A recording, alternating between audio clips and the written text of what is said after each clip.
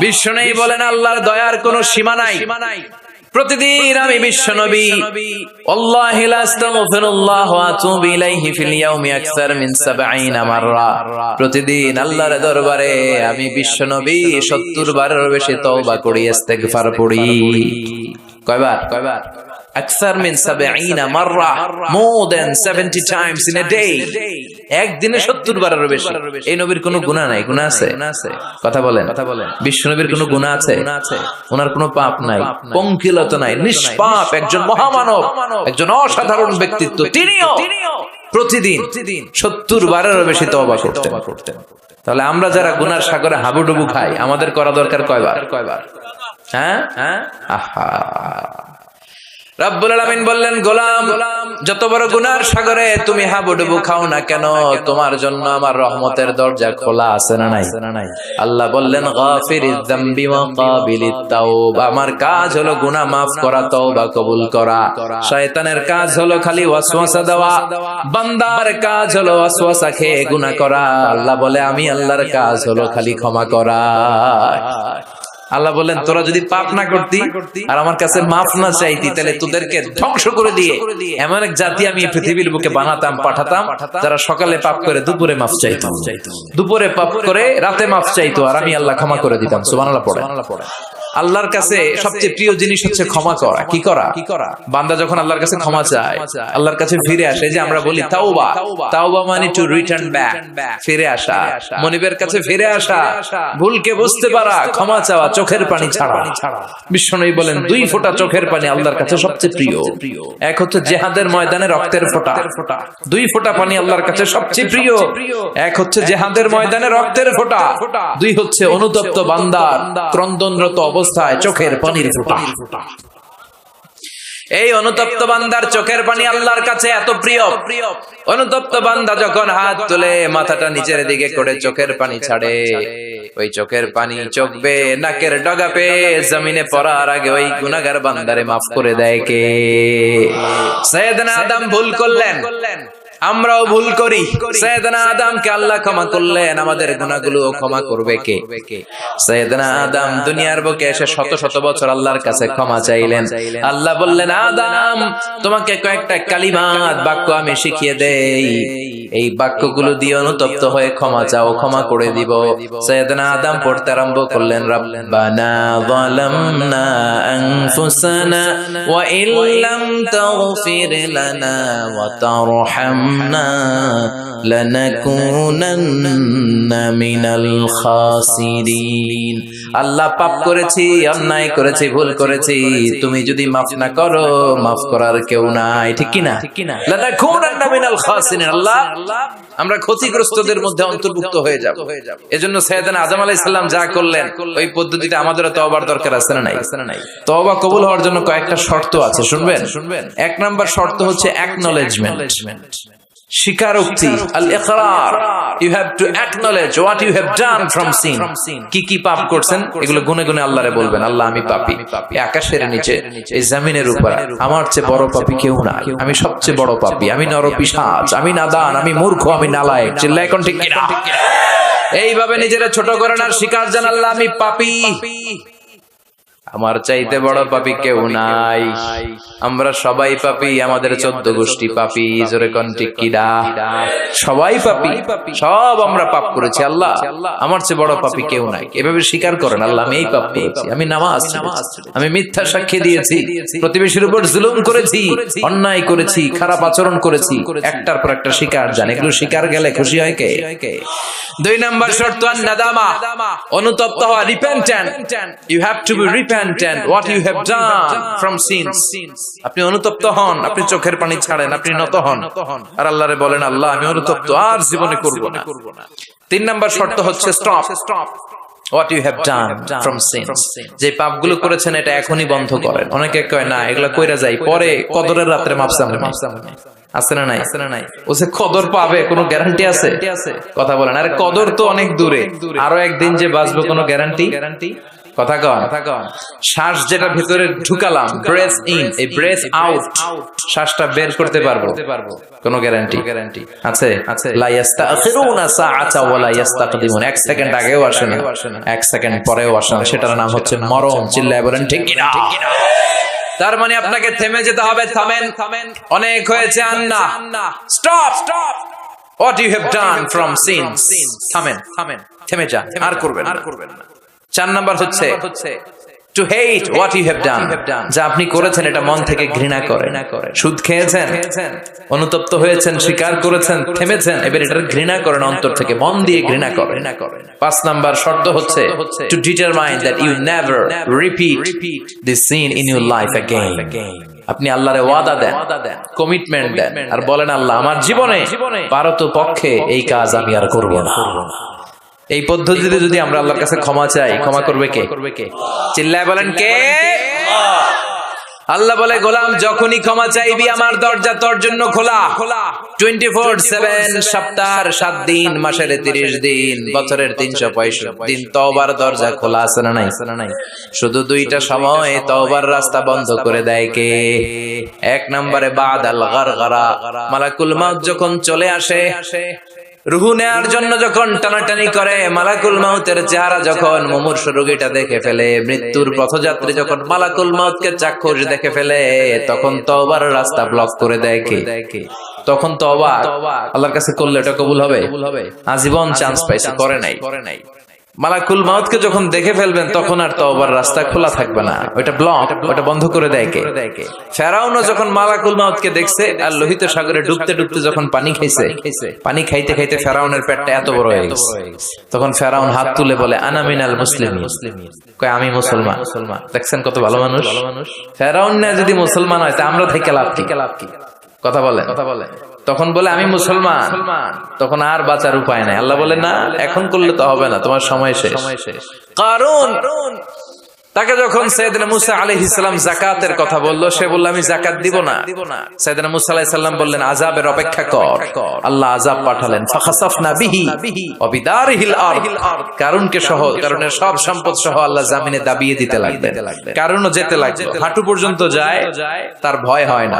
কোমর পর্যন্ত যায়, তার ভয় আসে না। গলা পর্যন্ত যখন মাটিতে দেবে যায়, সেও হাত তুলে কয় আমি মুসলমান। কি কয়? একই সিস্টেম, ফেরাউনের সিস্টেম, আমি মুসলমান। মুসা আমার যত সম্পদ তোরে আর তোর আল্লাহরে দিয়ে দিলাম, আমারে বাঁচা। এতক্ষণ যাকাতই দেন, এখন সব দিয়া ফেলায়। কত বড় ডাকাত! তার মানে একেবারে ফাইনাল স্টেজে যখন আপনি পৌঁছে যাবেন, তখন যদি আল্লাহর কাছে ক্ষমা চান কোনো লাভ হবে? কথা কন। এই মালাকুল মাউত আসার আগ পর্যন্ত যদি তওবা করতে পারেন, ওই তওবা কবুল করে নেবে কে? 2 নাম্বার যে সময়টাতে তওবা কবুল হয় না, ইনদামা তাতলু'উ শামসু মিন মাগরিবিহা, প্রতিদিন সকালবেলা পূর্ব দিক থেকে সূর্য ওঠে, পশ্চিম দিকে ডোবে।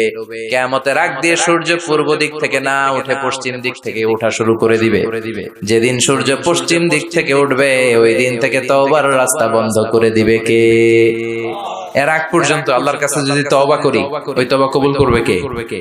আল্লাহর উপর ভরসা আছে? হ্যাঁ, মৌলভী বাজারের ভাইয়েরা সব মৌলভী মানুষ। হ্যাঁ, আল্লাহর উপর ভরসা হয়, আল্লাহরে মায়া লাগে, আল্লাহরে ভালো লাগে। আল্লাহরে যে ভালো লাগে এটাও কইতে পারে না, কষ্ট হয়। জিয় কইছে একজন, আল্লাহরে ভালো লাগে, ঠিক না? সবাই বলেন জিয়। আল্লাহরে ভালো লাগে, জিয়। তাহলে আল্লাহর একটা ডাক দেন, বলেন আল্লাহ। প্রাণ থেকে ডাক দেন, পড়েন আল্লাহ। হৃদয় থেকে ডাকেন, বলেন আল্লাহ।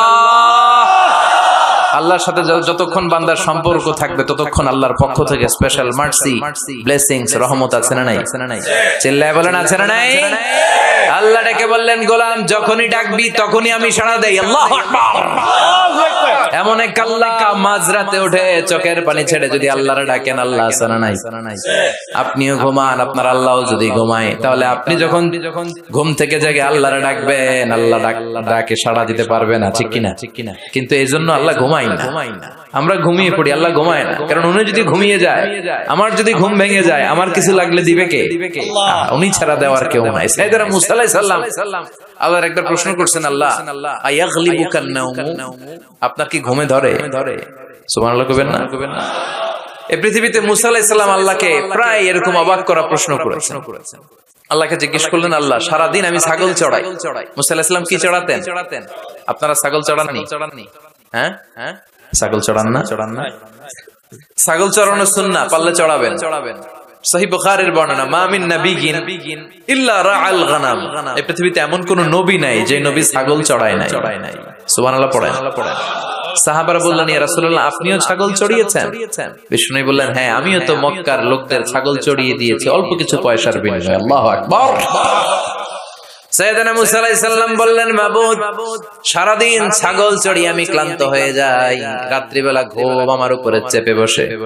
আপনি সারাদিন গোটা বিশ্বের সব ব্যবস্থাপনা সারার পরে রাত্রিবেলা আপনার ঘুম আসে কিনা? আয়াগলিবুকান নাওমু। উনি ভাবছে আমগো যেমনি ঘুম ধরে আল্লাহরও ধরে টরে কিনা। আল্লাহ এই প্রশ্নের উত্তর না দিয়ে সাইয়েদনা মুসা আলাইহিস সালামকে বললেন, দুইটা গ্লাস নাও, পানি ভর্তি গ্লাস, আর এই গ্লাসের ভেতরে পানি নাও, নিয়ে তুর পাহাড়ের উপরে দাঁড়াও। মুসা আলাইহিস সালাম গ্লাসের ভেতরে পানি নিয়ে তুর পাহাড়ের ঠায় দাঁড়িয়ে রইলেন আর আল্লাহকে জিজ্ঞেস করলেন, আল্লাহ আয়াগলিবুকান নাওমু, জিজ্ঞেস করলাম আপনার ঘুমে ধরছে কিনা, আপনি পানি নিতে বললেন কেন? আল্লাহ বললেন, নো টক, কোনো কথা বলা যাবে না, যা বলেছি তা করো। তো সাইয়েদনা মুসা আলাইহিস সালামকে বললেন, দাঁড়িয়ে থাকো, আর ঘুমরে বললেন, তুই মুসারে ধর। ঘুমরে কি বললেন? মুসা আলাইহিস সালামকে ধরো। ঘুম যে সাইয়েদনা মুসা আলাইহিস সালামকে ধরলেন, উনি আর দাঁড়ায় থাকতে পারেন? আল্লাহ বললেন, এই গ্লাসের পানি কিন্তু ফালানো যাবে না, দাঁড়িয়ে থাক। সাইয়েদনা মুসা আলাইহিস সালাম একবার ডান পাশে যায়, একবার বাম পাশে, এদিক ওদিক করে, নাড়াচাড়া করে, মাগার দাঁড়িয়ে থাকতে পারে না, কারণ ঘুম অর্ডার মানে কার? সাইয়েদনা মুসা আলাইহিস সালামকে ধরলেন। মুসা আলাইহিস সালাম আর দাঁড়িয়ে থাকতে পারে না, ঘুমের ধাক্কায় পড়ে যায়। হাতের গ্লাসগুলো জমিনে পড়ে খান খান হয়ে যায়, টুকরো টুকরো হয়ে যায়, পানিগুলো পড়ে যায়, গ্লাসগুলো ভেঙে যায়। আল্লাহ মুসা আলাইহিস সালামকে ডেকে বললেন, ও মুসা, বেশি কিছু নয়, শুধুমাত্র দুইটা পানির গ্লাস, পানি সহ হেফাজতের দায়িত্ব দিয়েছিলাম, এই ঘুমের কারণে হেফাজত করতে পারো নাই। আমি আল্লাহ যদি তোমার মতো এরকম ঘুমিয়ে যেতাম, চন্দ্রের সাথে সূর্য লেগে, পৃথিবীর সাথে মঙ্গল লেগে, একটার সাথে আরেকটা তারা, গ্রহ নক্ষত্র লেগে, গ্লাস দুইটার মতো খান খান হয়ে ভেঙে যেত রে মুসা, ভেঙে টুকরা টুকরা হয়ে যেত। লা তাখুযুহু সিনাতু ওয়ালা নাওম, never the sleeps not the slumber overtakes him. আল্লাহর ঘুম তো ধরেই না, ঘুমের আগে যে ঝিমুনি আসে, তন্দ্রা আসে, ওইটাও ধরে না। সে আল্লাহ ডেকে বললেন, গোলাম, যখনই ডাক দিবি আমি আল্লাহ আছি না নাই? বিশেষ করে শেষ রাতে আল্লাহ ডাকতে থাকেন, আলা মিন মুস্তাগফিরিন আগফিরালা। কার ক্ষমার দরকার ক্ষমা চাও, ক্ষমা করে দেব। আলা মিন মুস্তারজিকিন আরজুকালা, কার দারিদ্রতা আছে আমার কাছে চাও, রিজিকের ব্যবস্থা করে দেব। কার ক্ষমতা দরকার, কার সুন্দরী বউয়ের দরকার, আমার কাছে চাও, দিয়ে দেব। কে পরীক্ষায় সফল হতে চাও, কে বিপদ থেকে মুক্তি পেতে চাও, আমি আল্লাহর কাছে চাও, আমি দিয়ে দেব। সুবহানাল্লাহ পড়ো। আর ওই টাইমে আমরা নাক ডেকে ঘুমাই। আল্লাহ দেওয়ার জন্য প্রস্তুত, উনি ডাকছেন, কিন্তু ওনার ডাকে সাড়া দেওয়ার সময় আমাদের নাই। কথা বলেন। এজন্য শেষ রাতে আল্লাহর কাছে চাওয়ার দরকার আছে না নাই? তাহাজ্জুদের জায়নামাজে দাঁড়ানোর দরকার আছে না নাই? তাহাজ্জুদের জায়নামাজে মরণ দিও প্রভু আমায়, একামতে দিনের কাজে কবুল করে নিও আমায়। তাহাজ্জুদের জায়নামাজে মরণ দিও প্রভু আমায়, একামতে দিনের কাজে কবুল করে নিও আমায়। পড়ে না আমিন? তাহাজ্জুদ যারা পড়বে এদের সম্মানকে বাড়িয়ে দিবে কে? আল্লাহ ডেকে বললেন, গোলাম, এমন একটা মুহূর্ত নাই যেই মুহূর্তে আমি তোর রক্ষণাবেক্ষণ করি না। আমি হলাম the nourisher, the cherisher, the sustainer of this multi dimensional universe 24/7।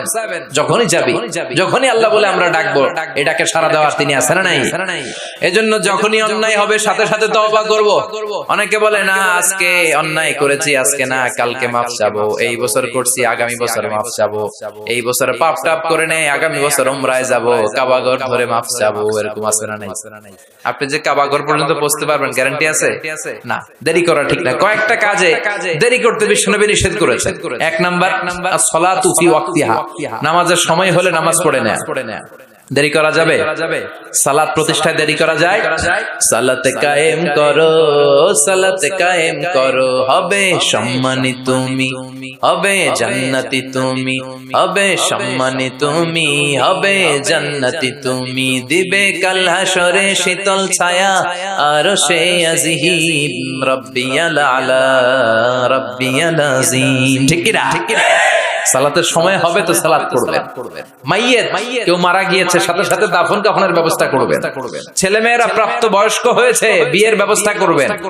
ঋণী আপনি, হাতে অর্থ এসেছে, সাথে সাথে ঋণ দিবেন। এগুলোতে দেরি করা যাবে? 5 নাম্বার হচ্ছে আত-তাওবা ফাওরান। পাপ হয়েছে, কোনো দেরি নয়, কালকে নয়, সকালে করেছি, রাতে নয়, যখনই পাপ করেছি সাথে সাথে তওবা করব। কার কাছে?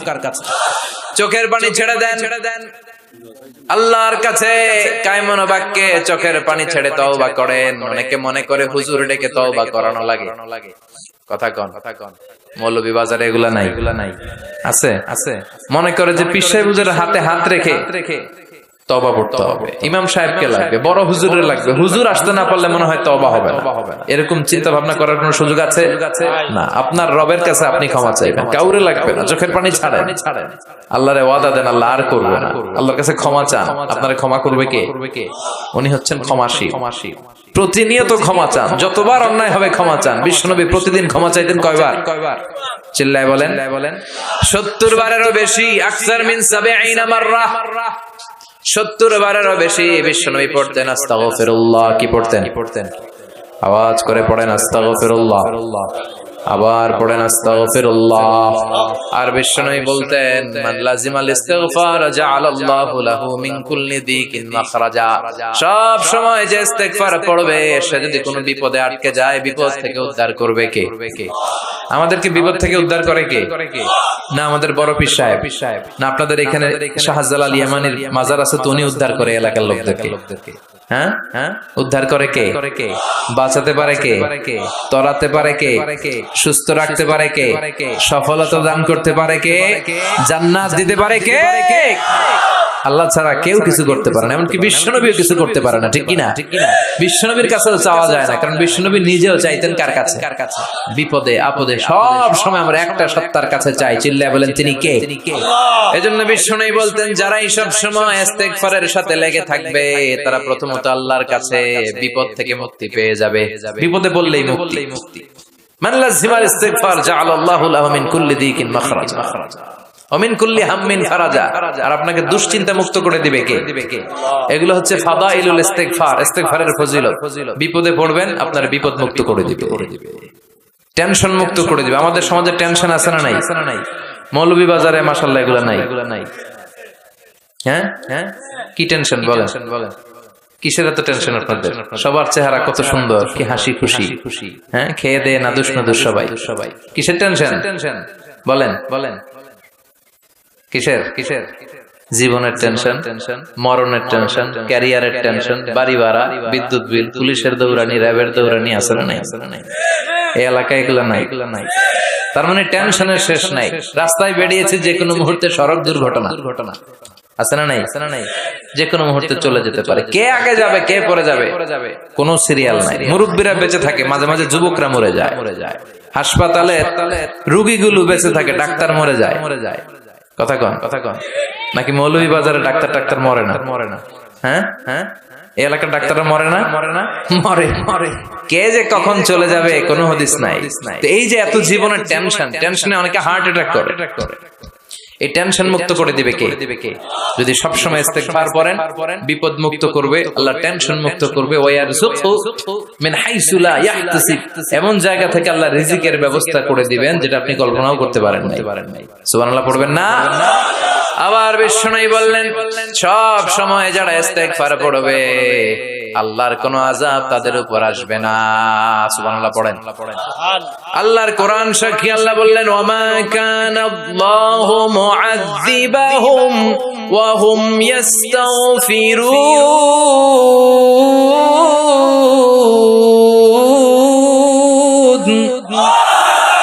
যতক্ষণ আমার বান্দাগুলো, আমার গোলামগুলো আমার কাছে ক্ষমা চাইতে থাকবে, আমার বান্দার উপরে আমার কোনো আযাব পতিত হবে না।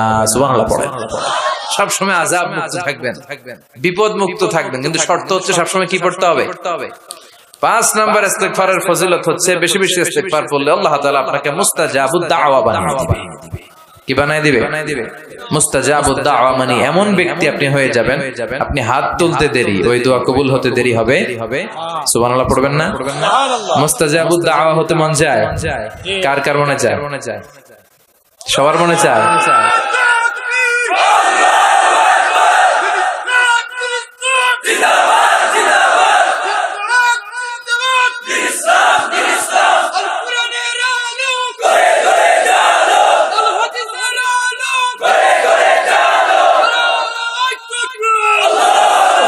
আল্লাহ আমাদের সবাইকে তুমি মুস্তাজাবুদ দাওয়া হিসেবে কবুল করো। আপনারা ইমাম আহমদ ইবনে হাম্বলের নাম শুনেছেন? অনেক বড় মুহাদ্দিস ছিলেন, হাম্বলি মাযহাবের অনেক বড় ইমাম। উনি একক হাদিসের গ্রন্থ হিসেবে পৃথিবীর সবচাইতে বড় হাদিসের কম্পাইলেশনটা নিজে করেছেন, মুসনাদ আহমদ ইবনে হাম্বল। 40,000-এর মতো হাদিস আছে ওই কিতাবে। তিনি তার শেষ জীবনটা সফর করে করে দেশ থেকে দেশান্তরে ছুটে বেরিয়েছেন। তিনি হাদিস সংগ্রহের কাজে এক সফরে বেরিয়েছেন, লম্বা সফরে, ওনার জীবনী থেকে নেয়া। ওই লম্বা সফরে প্রচন্ড শীতের রাতে উনি এক মসজিদে আটকেছেন। এত কুয়াশা, এত ঠান্ডা, এত স্নো পড়ছে।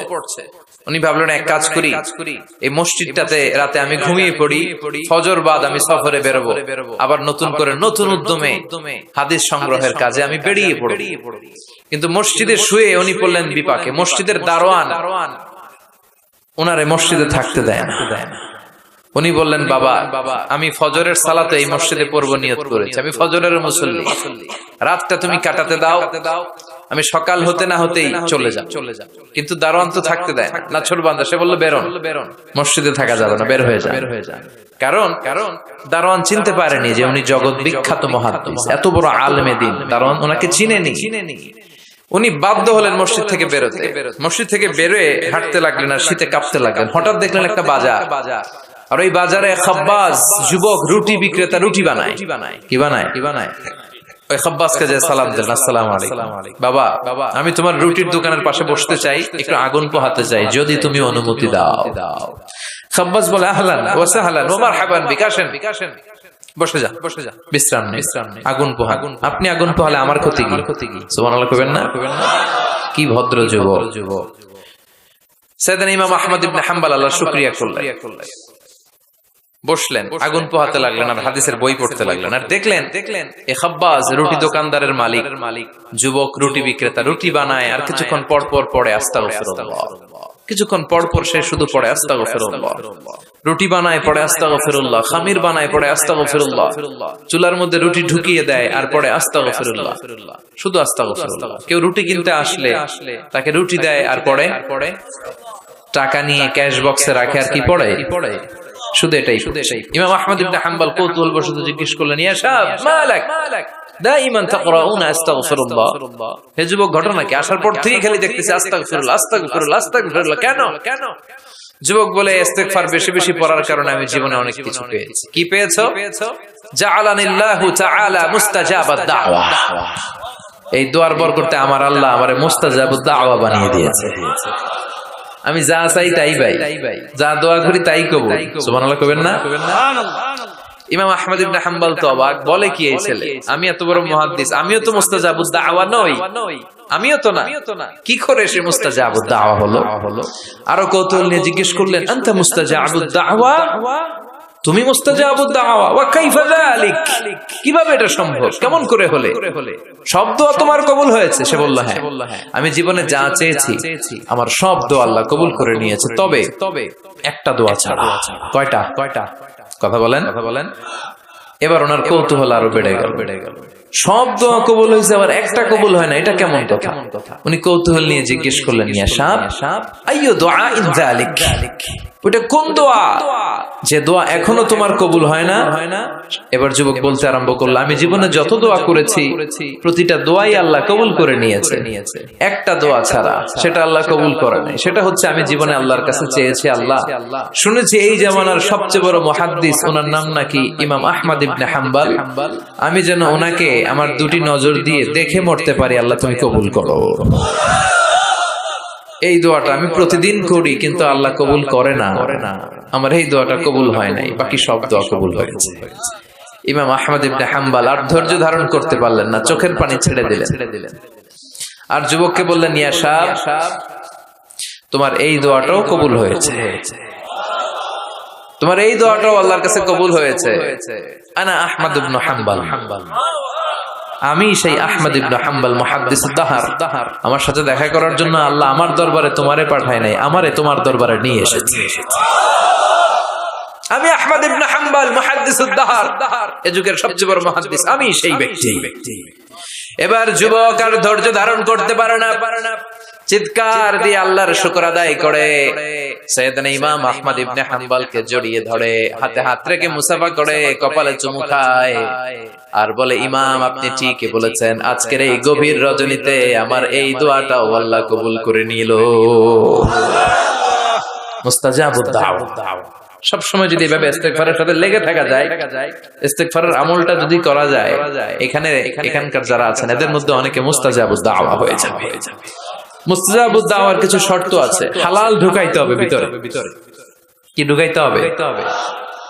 হারাম দিয়ে যদি লা ইয়াদখুলুল জান্নাতা জাসাদুন গুযিয়া বিহারাম, হারাম খেয়ে নাদুস নুদুস হয়ে পুষ্ট হয়ে যে দেহটা বড় হয়, ওই দেহ কশিন কালো জান্নাতে ঢুকবে না। ইন্নাল্লাহা তাইয়্যিব লা ইয়াকবালু ইল্লা তাইয়্যিবা, আমার আল্লাহ পবিত্র, আল্লাহ পবিত্র ছাড়া কোনো কিছু কবুল করে না। আপনি হারাম টাকা দিয়ে 10 কোটি টাকা দিয়ে মৌলভীবাজারের সবচাইতে আই ক্যাচিং একটা মসজিদ বানিয়েছেন, আল্লাহর কাছে এটার কোনো দাম নাই। কথা কন। আর আপনি মসজিদের নির্মাণ কাজে আপনার পকেটে টাকা নাই, বাজার করে যাচ্ছিলেন, 5 টাকার একটা খুচরা নোট দান করেছেন, এটার মর্যাদা আল্লাহর কাছে বেশি, কারণ এটা হালাল উপার্জন দিয়ে দান করেছেন। আর হারাম উপার্জন থেকে 10 কোটি টাকার মসজিদ বানালো আপনার আমলনামায় কিছুই যুক্ত হবে না। চিল্লায় এখন ঠিক কিনা? এজন্য সবসময় হালাল খাইতে রাজি আছেন তো প্রিয় ভাইয়েরা? খেয়াল রাখবেন, হালাল এটা বরকতময়, হালাল এটা কল্যাণকর, হালাল এটা পবিত্র, হালাল এটা স্বাস্থ্যকর, হালাল যেটা এটা পরিবেশ বান্ধব। সুবহানাল্লাহ পড়েন। এজন্য আমরা সব সময় জীবনের প্রতিটি অঙ্গনে হালাল মেইনটেইন করব। কি মেইনটেইন? আমরা এই হালাল হারামেও ভাগ করি। কি করি? অনেক লোক আছে, এই লোকেরা যদি আপনি শুকরের গোশত ভাইজা দেন, সরকারি চাকরিজীবী বাংলাদেশের মুসলমান ভাই, শুকরের গোশত খাবে? কথা কন। কেন খায় না? কারণ এটা যেই লোকটা হারাম হওয়ার কারণে শুকরের গোশত খায় না, ও কিন্তু টেবিলের নিচ দিয়ে ঠিকই হারাম ঘুষ লক্ষ লক্ষ টাকা রিসিভ করে। চিল্লা এখন ঠিক কিনা? তার মানে হারামের মধ্যে ভাগ করে ফেলাইছি আমরা। সুবিধাজনক হারাম নেই, হারাম খাই, ওইটাতে আপত্তি নাই, কিন্তু যেটাতে অসুবিধা ওইটার সাথে আমরা নাই। চিল্লা এখন ঠিক কিনা? খাওয়ার ক্ষেত্রে মুসলমানরা হালাল খুঁজে, হালাল ফুড খুঁজে, কিন্তু অর্থের ক্ষেত্রে হালালের বাস বিচার করে না। টেবিলের নিচ দিয়েও নেয়, উপর দিয়েও নেয়, আবার পারলে বন্দুক ঠেকাইয়াও নেয়। আছে না নাই? মৌলভীবাজারে মাশাআল্লাহ এগুলো নাই। কি আছে? আল্লাহ হেফাজত করো। তাহলে বুঝলাম হালালে বরকত, হারামে কোনো বরকত আছে? কথা বলেন। আচ্ছা, আওয়াজ করে উত্তর দেন তো, গরুর গোশত খাওয়া হালাল না হারাম? কুকুর খাওয়া হারাম। গরু হালাল, কুকুর হারাম। আচ্ছা দেখেন, প্রতিদিন বাংলাদেশের বাজারগুলোতে, বিয়ের অনুষ্ঠানগুলোতে, যে কোনো অনুষ্ঠান হলে খাবার দাবারের জন্য গরুর গোশত জবাই হয় না কুকুর জবাই হয়? গরু জবাই হয়, কুকুর জবাই হয় না। কুকুর বেঁচে গেল আর গরু মরল। ঠিক কিনা? আচ্ছা, বছরে যে বাচ্চা দেয়, গাভী বাচ্চা দেয় বেশি না কুকুর বাচ্চা দেয় বেশি? গাভী বছরে দেয় কয়টা? কুকুর দেয় কয়টা? হ্যাঁ, 5টা 7টা। কোনো জন্ম নিয়ন্ত্রণ নাই তো ওদের। দাদা আসছে দিচ্ছে আর তো গরু আমরা খাইলাম বেশি, কুকুর খাইলাম না। গরু বাচ্চা দিলেও কম, কিন্তু কুকুর বাচ্চা দিলেও বেশি। এবার সারা বাংলাদেশের সবগুলো জেলাতে মিলিয়ে যদি আপনি হিসাব করেন, বলেন তো বাংলাদেশে গরু বেশি না কুকুর বেশি? কারণ কি? এটা হালাল। বরকত ঢুকাই দিছে কে? বরকত বিশ্বাস করেন? হ্যাঁ, মুসলমানরা বরকতে বিশ্বাস করে। 10 লক্ষ টাকা প্রতি মাসে ইনকাম, মাস শেষে কিচ্ছু থাকে না, আরো ঋণ। একটা হসপিটাল বিল পরিশোধ করতে লাগে 5 লাখ, আবার ব্যাংকের ঋণ আছে না নাই, আর রিকশাওয়ালার পুরা মাসে ইনকাম 5,000, ওইটা দিয়া ছোট্ট একটা জায়গায় বাসা ভাড়া দেয়, ছেলে মেয়েদেরকে পড়ায়, হ্যাঁ, স্ত্রীকে এটা সেটা কিনে দেয়, আবার মাস শেষে 400-500 টাকা থাকে, ওর 5,000 থেকে থাকে 200-300 টাকা, আর 10 লাখ থেকে 1 টাকাও থাকে না, আরো ঋণ কাঁধে নিয়ে এসে ঘুরে বেড়ায়। This is called বারাকা। এটাকে বারাকা বলে। জন্য বরকতে বিশ্বাস করতে হবে, অল্পে তুষ্ট থাকতে হবে, অল্প খান, অল্প পড়েন, অল্প জমান, যতটুকু লাগবে এতটুকুর জন্য কষ্ট করতেই হবে। কিন্তু সম্পদের পাহাড়, ব্যাংক ব্যালেন্স, গাড়ি বাড়ি, সোনা দানা, এফডিআর, প্রাইজ বন্ড, সঞ্চয়পত্র, একটার পর একটা টাকার পিছে যে আমরা ছুটছি, এটা ইসলাম আমাদের শিখায় না। আমরা বরকতে বিশ্বাসী, আমরা হালাল খাবো, রাজি আছেন? আর সব সময় পড়বো কি আস্তাগফিরুল্লাহ। ইস্তিগফারের ফজিলত শুনে মনটা ভরছে, আল্লাহর প্রতি আস্থা জেগেছে, এবার প্রাণ ভরে পড়েন আস্তাগফিরুল্লাহ, হৃদয় দিয়ে পড়েন আস্তাগফিরুল্লাহ, মন থেকে আল্লাহর ডাকেন, পড়েন আস্তাগফিরুল্লাহ। আবার বিষ্ণু বললেন আস্তাগফিরুল্লাহ আল্লাযী লা ইলাহা ইল্লা হুয়াল হাইয়ুল কাইয়্যুম ওয়া আতুবু ইলাইহি। এই ইস্তিগফারটা যে পড়বে, যুদ্ধের ময়দান থেকে পালিয়ে গেলে অনেক বড় কবিরা গুনাহ হয়, এই কবিরা গুনাহকারী সম্পাদনকারী লোকটারেও maaf করে দিবে কে? এই ইস্তিগফারটা যদি পড়েন, আস্তাগফিরুল্লাহ আল্লাযী লা ইলাহা ইল্লা হুয়াল হাইয়ুল কাইয়্যুম ওয়া আতুবু ইলাইহি, পড়তে রাজি আছেন? আবার সাইয়েদনা আবু বকর ডেকে বললেন, নবী আল্লিমনি দুআআন আদু বিহি ফি সালাতি, এমন একটা দোয়া বা ইস্তিগফার আপনি আমারে শিক্ষা দেন যে ইস্তিগফারটা আমি আমার নামাজের মধ্যে পড়ব। কই পড়ব? কথা কন। বিশ্বনবী শিখায় দিলেন, আবু বকর তুমি পড়ো, আল্লাহুম্মা ইন্নী যালামতু নাফসি যুলমান কাসীরা ওয়া লা ইয়াগফিরু যুনুবা ইল্লা ফাগফিরলি মাগফিরাতাম মিন ইনদিক ইন্নাকা আনতাল গফুরুর রহিম। এটা আমরা দোয়ায়ে মাসুরা বলি, আমরা কি বলি? এটাও একটা ইস্তিগফার। এটাও যেখানে ক্ষমা চাওয়ার প্রসঙ্গ থাকবে ওইটাই কি কথা বলেন। ইন্নী যালামতু নাফসি, আল্লাহ আমি জুলুম করেছি, যুলমান কাসীরা, অনেক জুলুম, ওয়ালা ইয়াগফিরু যুনুবা ইল্লা আনতা, এই জুলুম, এই পাপ আপনি ছাড়া তো ক্ষমা করবার কেউ নাই। ফাগফিরলি মাগফিরাতাম মিন ইনদিক, আপনার গুণে আপনার দয়া আপনি আমার ক্ষমা করে দেন। ইন্নাকা আনতাল গফুরুর রহিম, আল্লাহ আপনি ক্ষমাশীল, আপনি মেহেরবান। পড়েন আমিন। এগুলো সবই ইস্তিগফার, সবগুলো সহিহ হাদিস দ্বারা সাব্যস্ত। তবে এই সব ইস্তিগফারের মধ্যে শ্রেষ্ঠ ইস্তিগফারের নাম সাইয়্যিদুল ইস্তিগফার। কি নাম? মানে লিডার অফ দ্য অল ইস্তিগফারস। মুখস্থ আছে অনেকের? কার আছে দেখি? আছে মাশাআল্লাহ, অনেকের আছে। যাদের নাই তারা মুখস্থ করবেন, গুগলে ঢুকবেন, স্মার্টফোনের ভিতরে ঢুকবেন। স্মার্টফোন এখন ছেলেপেলারা শুধু ওই বিপিএল এর খেলা আছে না নাই, এই খেলা দেখা, ওই নাচানাচি, ওই ফেসবুকিং, এগুলো নিয়ে ব্যস্ত। এই ফেসবুকটা এসে সব শেষ করে দিল। লেখাপড়া এখন কিচ্ছু নাই, এখন পরীক্ষার হলো ফেসবুকিং করে। আছে না নাই? না, এগুলোর নিয়ন্ত্রিত ব্যবহার করবেন, তা না হলে আপনার সময় সব শেষ হয়ে যাবে। এই গুগলে ঢুকে আপনি লিখবেন সাইয়্যিদুল ইস্তিগফার। এই সাইয়্যিদুল ইস্তিগফার লিখলেই সাইয়্যিদুল ইস্তিগফার বানান সহ চলে আসবে। মৌলভীবাজার ভাইরা, এটা মুখস্থ করতে হবে। বিষ্ণু বলেছেন, কেউ যদি দিনের বেলা এই সাইয়্যিদুল ইস্তিগফার পড়ে, ওই দিনে মৃত্যু হলে সে জান্নাতি। এই সাইয়্যিদুল ইস্তিগফার যদি কেউ রাতে পড়ে, ওই রাতে মৃত্যু হলে সে জান্নাতি। এই সাইয়্যিদুল ইস্তিগফার মুখস্থ না করে থাকা যায়? কথা বলেন। আল্লাহুম্মা আনতা রাব্বি লা ইলাহা ইল্লা আনতা খালাকতানি ওয়া আনা আবদুক ওয়া আনা আলা আহদিকা ওয়া ওয়া'দিকা মাস্তাতা'তু আউযু বিকা মিন শাররি মা সানা'তু আবু'ু লাকা বিনি'মাতিকা আলাইয়া ওয়া আবু'ু বিযামবি ফাগফিরলি ফাইন্নাহু লা ইয়াগফিরু যুনুবা ইল্লা আনতা। পড়েন আমিন, চিল্লায় পড়েন আমিন। তাহলে তাওবা ইস্তিগফার, পাপ হইলেই এই তাওবা ইস্তিগফারের দরকার আছে না নাই? প্রতিদিন কয়বার? কমসে কম 100 বার। ইস্তিগফার কয়বার পড়বো? রাস্তা দিয়ে হেঁটে যাচ্ছেন, বাজারের ব্যাগ হাতে, কিচ্ছু করার নাই, কি পড়বেন? আস্তাগফিরুল্লাহ। চিল্লায় পড়েন, কি পড়বেন? বিষ্ণু বলতেন, জিহ্বাটারে ভিজিয়ে রাখো আল্লাহর জিকির দিয়ে। লা ইয়াজালু লিসানুকা রাতবান মিন যিকরিল্লাহ, একটা মুহূর্তও যেন আল্লাহর জিকির ছাড়া সময়টা না কাটে। ঠিক কি না? লা ইলাহা লা ইলাহা ইল্লাল্লাহু মুহাম্মাদুর রাসূলুল্লাহ সাল্লাল্লাহু আলাইহি ওয়াসাল্লাম। এই যে জিকিরটা আওয়াজ করে আমি করালাম সবাই মিলে, বিশ্বনবী কিন্তু এইভাবে জিকির করাতাম। তো হুজুর আপনি করাইলেন কেন? তালিমান, শিখানোর জন্য। লা ইলাহা ইল্লাল্লাহটা অনেকের ভালো শুদ্ধভাবে নাও জানা থাকতে পারে, জন্য তালিমান মাঝে মাঝে আমরা করাই, কিন্তু নিয়ম হচ্ছে এই জিকিরগুলো আস্তে আস্তে করা। কিভাবে?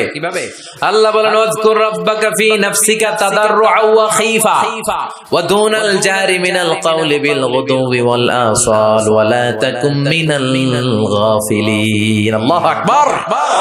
আল্লাহ বললেন আমার জিকির করো বিনয়ের সাথে, ধীর চিত্তে, আস্তে আস্তে, চিল্লা ভাল্লা করে নয়। কার কথা? লাফালাফি করে নয়। কার কথা? ভদ্রভাবে, মনে মনে, একা একা যখন থাকেন, নামাজের আগে পড়ে সব সময় জিহ্বাটারে আল্লাহর জিকির দিয়ে ভিজিয়ে রাখে।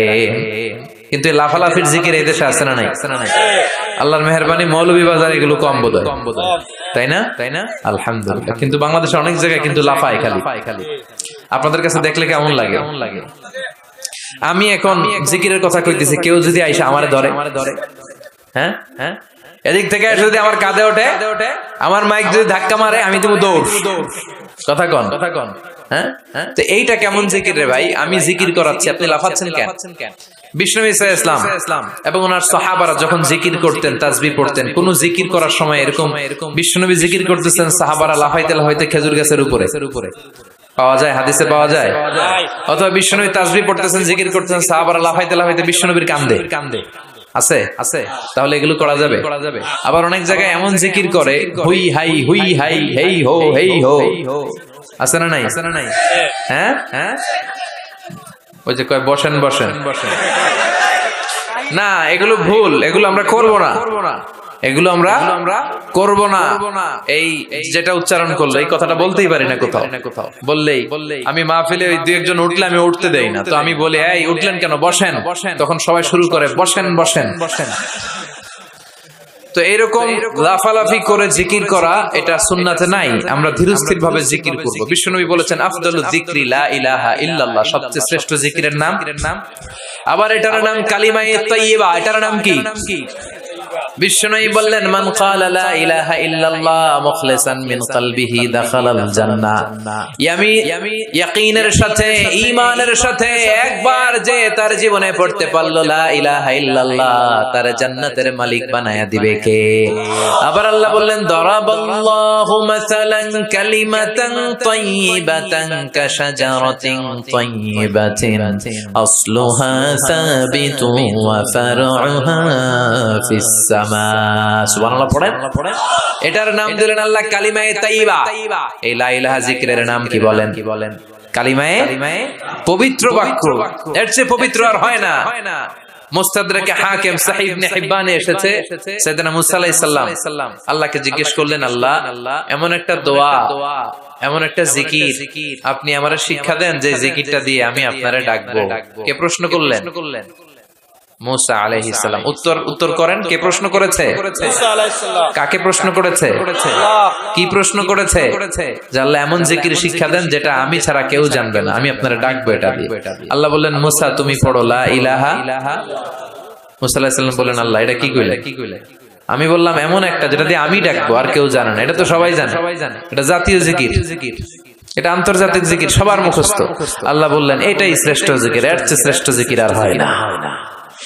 আল্লাহ ডেকে বললেন মুসা লাউ তাদউ লা ইলাহা ইল্লাল্লাহ ফি কাফফা ওয়াস সামাওয়াতু ওয়াল আরদু ফি কাফফা, সাত আকাশ সাত জমিন যদি এক পাল্লায় রাখো, লা ইলাহাকে যদি আরেক পাল্লায় রাখো, লা রাজাহাত কাফফাতু লা ইলাহা ইল্লাল্লাহ, মুহূর্তের মধ্যে লা ইলাহার পাল্লাটা ভারী হয়ে যাবে। সাত আকাশ সাত জমিন এক পাল্লায়, লা ইলাহা আরেক পাল্লায়, ভারী হবে কোনটা? সবসময় লা ইলাহা জিকির করতে রাজি আছেন?